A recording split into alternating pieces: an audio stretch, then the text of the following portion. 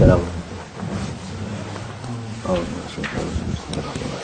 والسلام على رسولنا محمد سيدنا محمد يا رسول الله يا سادات أصحاب محمد يا مشايخنا دستور ولا شاء الله فاز أحسن محمد طريقتنا الصحبة والخير في الجمعية.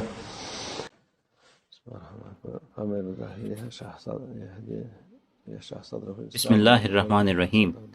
فمن یرید اللہ ان یہدیہ یشرح صدرہ للاسلام ومن یرید ان یضلہ یجعل صدرہ ضیقا حرجا کأنما صعد فی السماء. صدق اللہ العظیم. اگر اللہ عز و جل لوگوں کو ہدایت دینا چاہتا ہے، یہی اس کی مرضی ہے، تو وہ ان کے دلوں کو اسلام کے لیے کھول دیتا ہے. جب ان کے دل اسلام کے بارے میں سنتے ہیں وہ کھل جاتے ہیں، وہ خوش ہوتے ہیں اور سکون میں رہتے ہیں.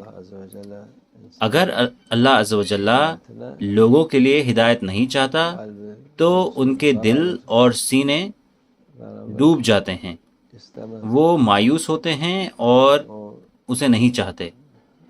وہ لوگ صحیح راستے پر نہیں ہوں گے.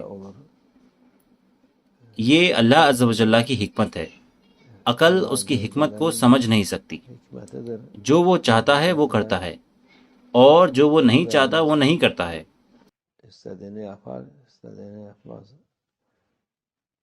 آپ کتنے ہی سوال اٹھا لیں، اس کا فیصلہ واضح ہے.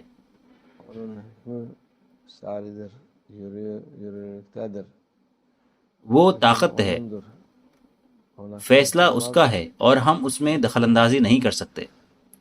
کئی دفعہ ہم کچھ لوگوں کو دیکھتے ہیں اور سوچتے ہیں کہ یہ اتنے خلاف کیسے ہو سکتے ہیں. یہ آپ کے دشمن ہیں اور اللہ کے دشمن ہیں. ان کے دل بند ہیں.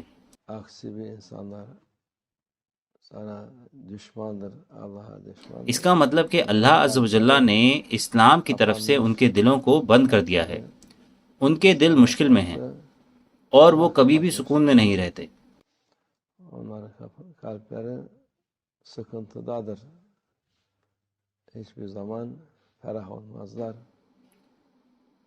جن کے دل سکون میں ہیں اور کھلے ہیں وہ ہیں مومن.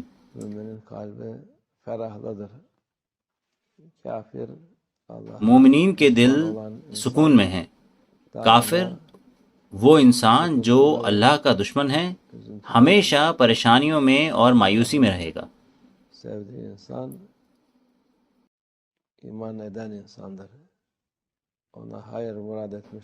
وہ انسان جس سے اللہ محبت کرتا ہے وہ انسان ہے جو اللہ میں یقین کرتا ہے.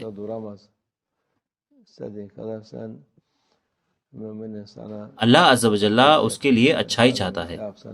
کچھ بھی اور کوئی بھی اس کے مرضی کے خلاف کھڑا نہیں ہو سکتا. آپ ایک مومن کو نقصان پہنچائیں جتنا آپ چاہیں، لیکن مومن ہاتھ نہیں کھڑے کرتا، کیونکہ اللہ اس سے محبت کرتا ہے اور اسی نے اس کو یہ نعمت عطا فرمائی ہے، ہدایت کی نعمت. یہ سب سے بڑی نعمت ہے. اس دنیا کی نعمتیں بیکار ہیں اور کوئی فائدہ نہیں ہے جب تک کہ آپ اللہ عز و جل کے راستے پر نہ ہوں.